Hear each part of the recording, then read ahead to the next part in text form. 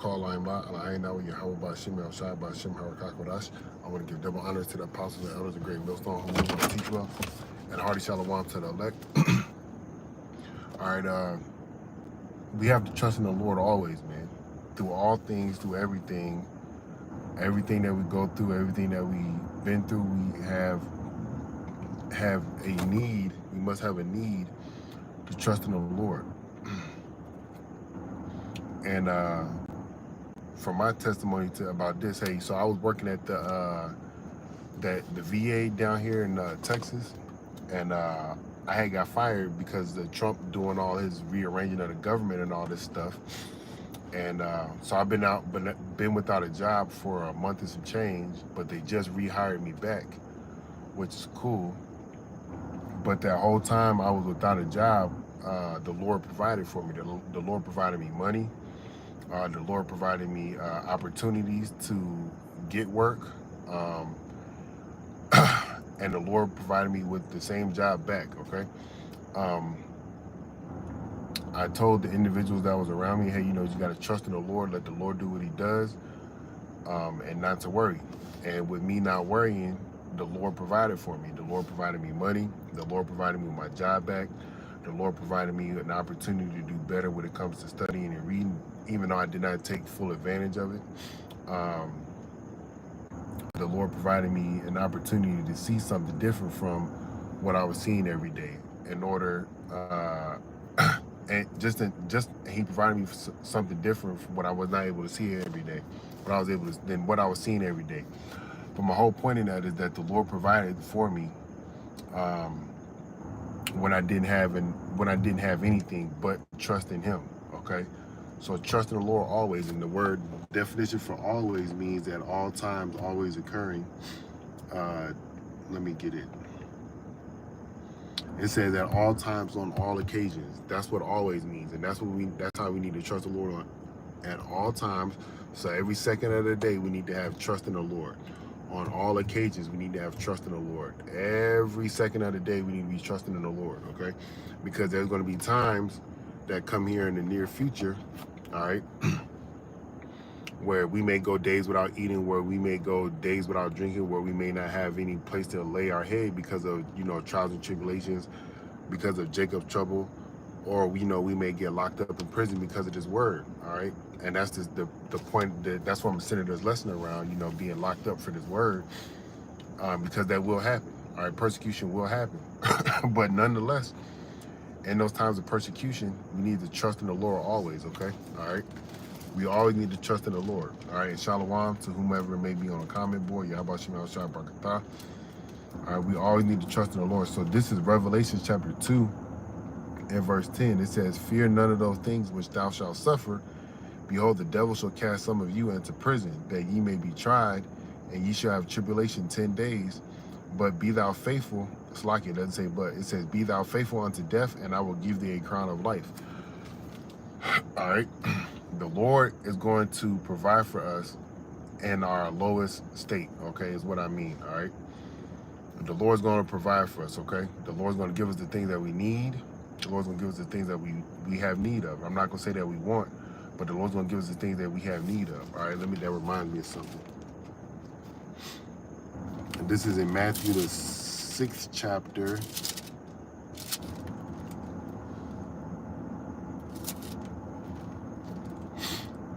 And this is the Lord talking about prayer, okay? This is Matthew chapter 6 and verse 8. It says, be not ye therefore like unto them, for your Father knoweth what things ye have need of before ye ask him. So the Lord knows what we need, all right? The Lord has given us the opportunity to turn back to serve him, and this is what we must do with our opportunity, and we must trust him within that opportunity, okay? All right? But when we get to the point of persecution and possibly thrown in jail for this word, you must be faithful like the Lord said here. I'm going to read it again. This is Revelation 2 and 10. Fear none of those things which thou shalt suffer. And we're going to suffer things. We're going to suffer loss of jobs. We're going to suffer having no money to provide. We're going to suffer a lot of things, okay, because of this truth. We're going to suffer even to the point brothers may lose their life, all right? But we still need to trust in the Lord, okay? It says, behold, the devil shall cast some of you into prison, that ye may be tried, and ye shall have tribulation 10 days. Be thou faithful unto death, and I will give thee a crown of life. So we must trust in the Lord in order to be faithful. So we may go through some pain and sufferings while we're in our tribulation, time of tribulation, all right? But we got to trust in the Lord, okay?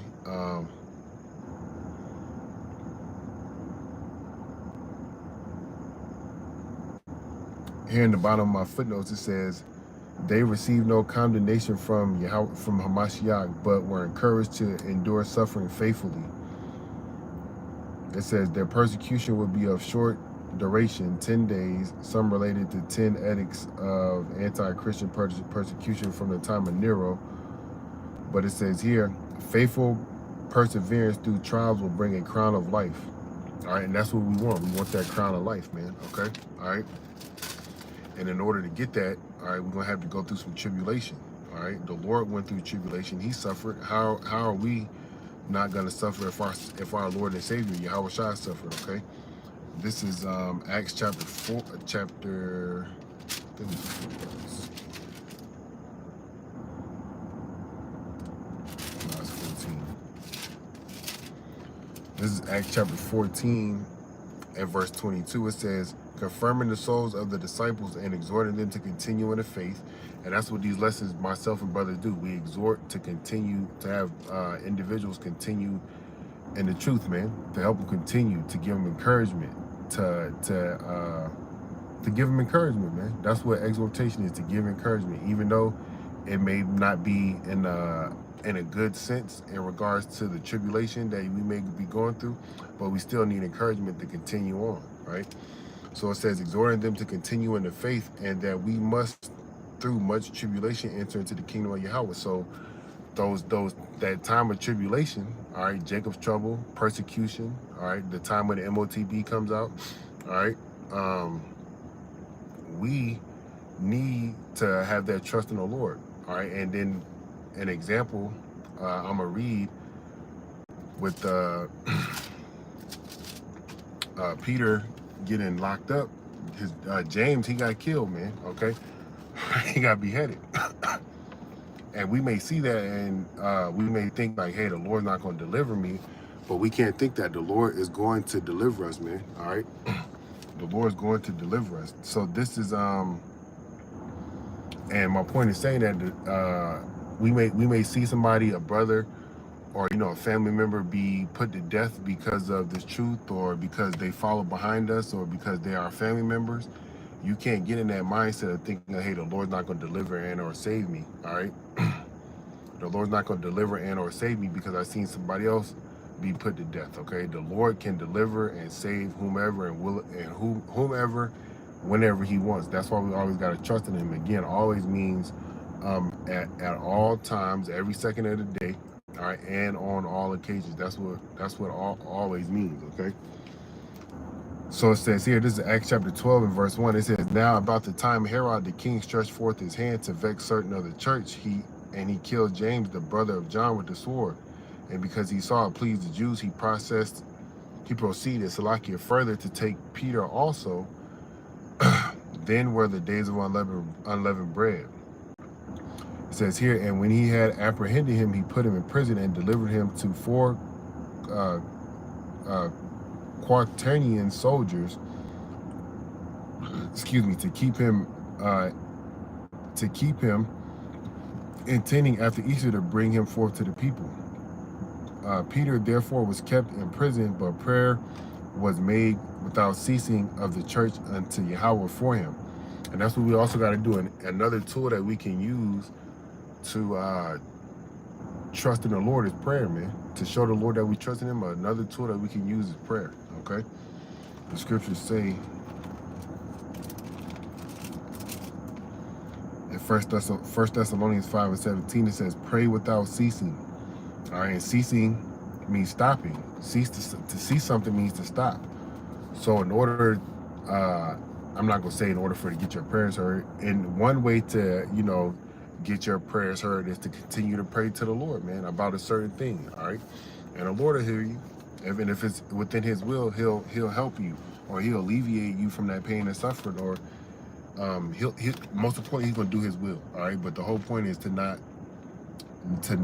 pray. Pray, okay? Pray. It shows that you trust in the Lord. You praying to him shows that you trust in him, okay? Because you're coming to him to seek help and advice or guidance, all right?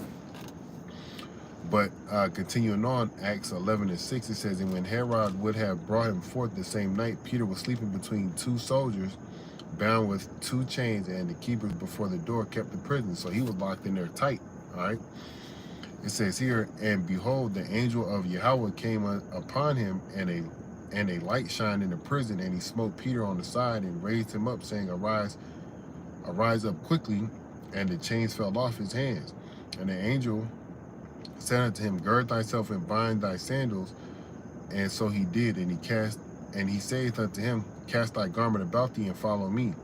And he went out and followed him, and wist not that it was true, which was done by the angel, but thought he saw a vision.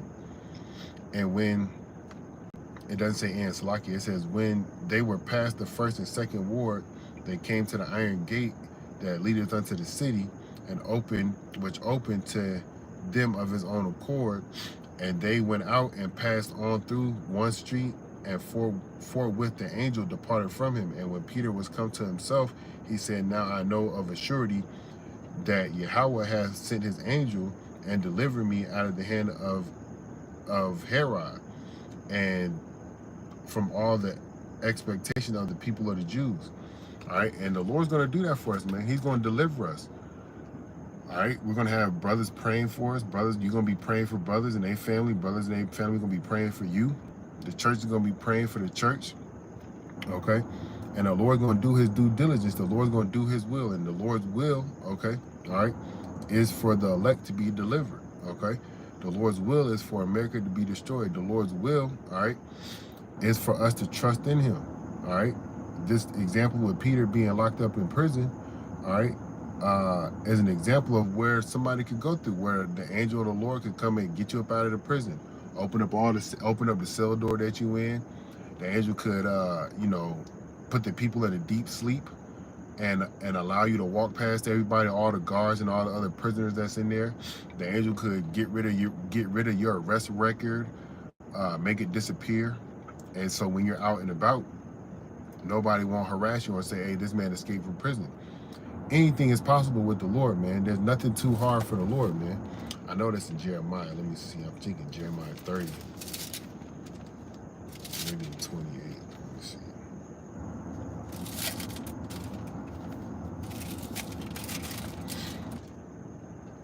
All right, but I can't find it. But nothing is too hard for the Lord, man. And I'm just sitting here thinking of things that could possibly happen. But the Lord could do even greater things than what I just said, man. All right, but we have to trust in the Lord. That's the whole thing. Trust in the Lord always, man. Even at your lowest point. All right. Even when you think you're at your lowest point, you need to put your trust in the Lord. All right.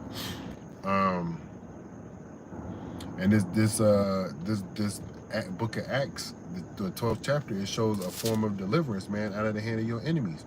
And the Lord is going to deliver us out of the hand of our enemies, man. Okay. It says here, and when he had considered that thing, he came to this is Acts 12:12.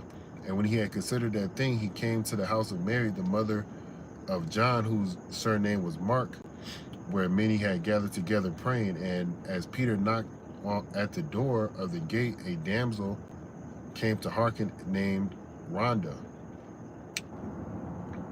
And when she knew Peter's voice, she opened the gate for gladness, but ran in and told, she opened not the gate for gladness, but ran in and told how Peter stood before the gate.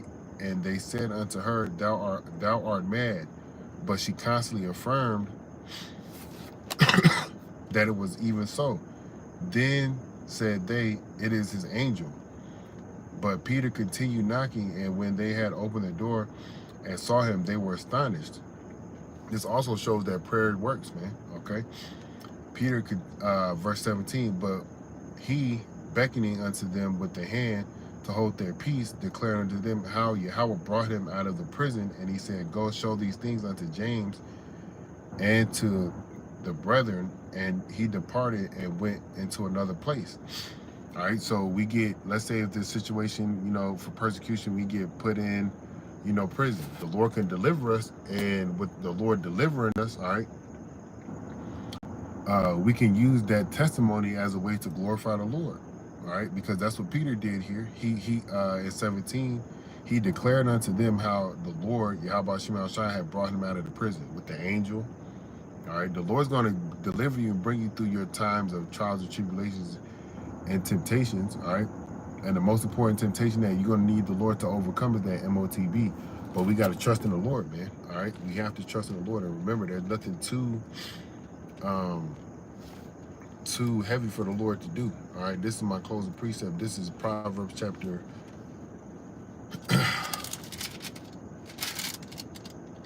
3 and verse 6, 3 and 5. So like he says, trust in Yahweh with all thine heart and lean not into thine own understanding.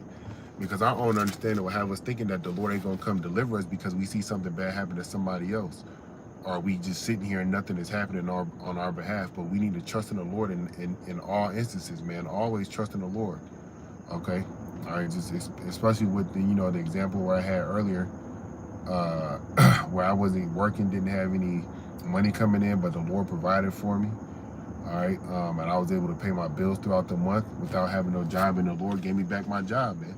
All right, so we got to trust in the Lord and pray and continue to pray and don't give up. Don't cease and praying and don't cease in believing in the Lord, man. Lord Williams, edifying to the next time. Shalom.